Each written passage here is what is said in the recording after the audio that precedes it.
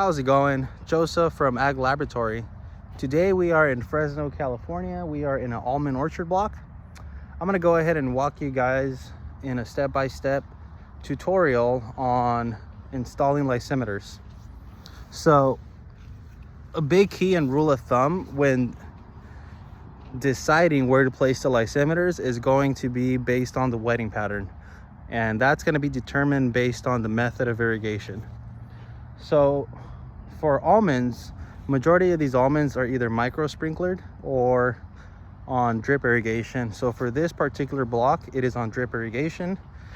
So we are going to run our hand across the line, and we're going to come across perforation. That's where the emitter, the water, is going to come out of. And it's easy to identify in almonds or in drip because of the bicarbonate buildup. And what we want to do is we have our 1 foot and our 2 foot depth right here. What we want to do, we want to get our shorter or 1 foot depth closer to the trunk and our 2 foot depth a little further away. So this one's already pre-made at 12 inches or 1 foot. So this one's already done. I'm gonna go ahead and finish up this 2 foot. I'm not quite there yet, so that way you guys can see a demonstration. We still need about a little bit more to go. And the tool we're gonna be needing is this hand auger. I have some soil, and whenever you're cutting through or digging through with the hand auger, we want to go ahead and collect that soil. So let me go ahead and flip the camera, that way you guys can see what that looks like.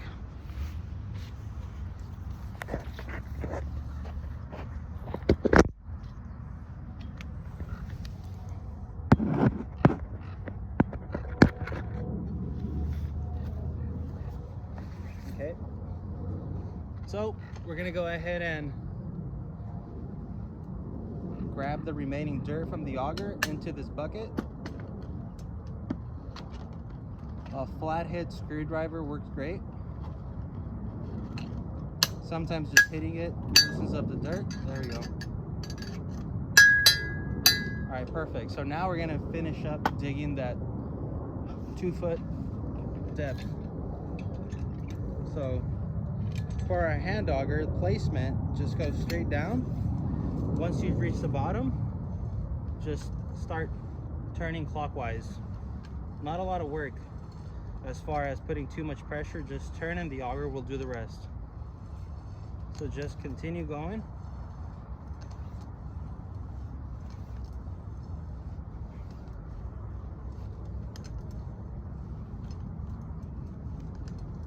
And when it comes to extracting the soil, you want to turn counterclockwise and clockwise, so back and forth if it gets stuck like so.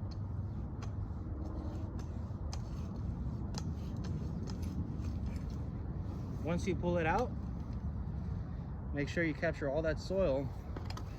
We're going to capture it in this bucket.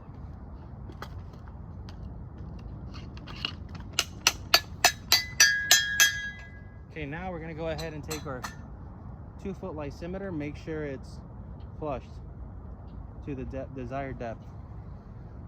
Okay, perfect, it's flushed. So now what we're gonna do,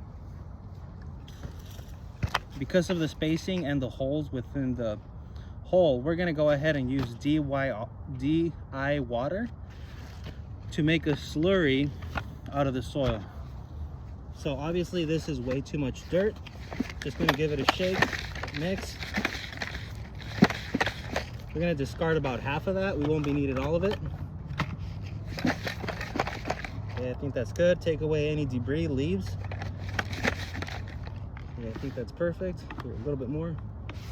Oh, that's a little too much. Backfill a little bit. Okay, that's good. Now,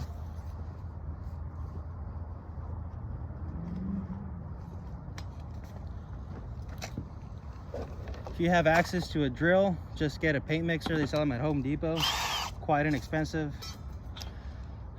Apply it to your drill, or you can hand mix it, but as the fact that I'm doing a lot of install, this just makes it easier for me. It's not necessary. You can always get your hands dirty and play in the mud.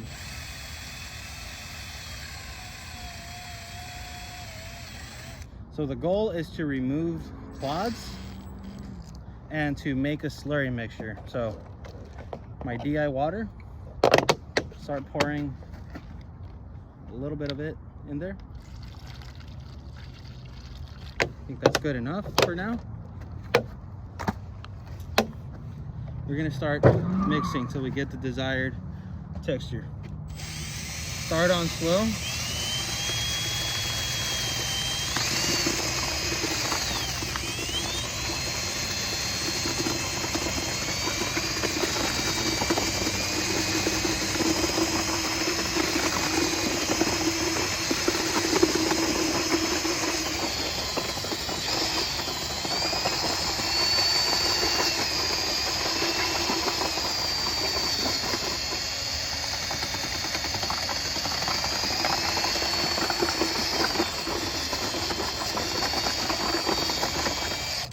Okay, that's perfect.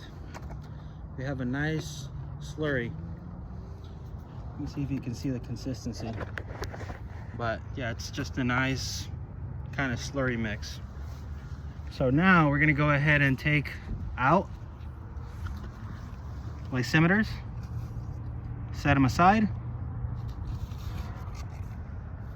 and we're just gonna go ahead and backfill a little bit. That's good enough. This one's 2 feet, so more of it goes in here.